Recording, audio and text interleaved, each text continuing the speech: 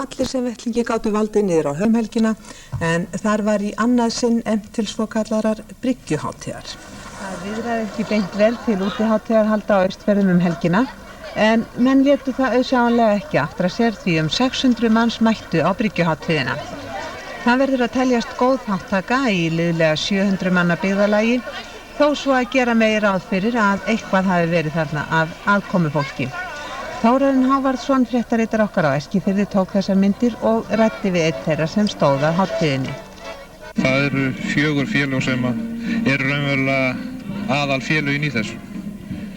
Það er Kvenfélagið, Ungmennafélagið, JC-félagið og Valur.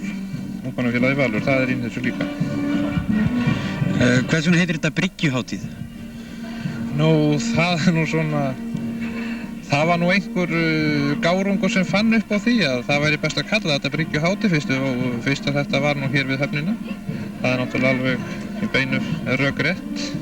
Þetta er mjög gott svæði hérna, hér er nóg pláss fyrir alla og hafa hérna tæran sjóin við hlíðina og það er mjög gott.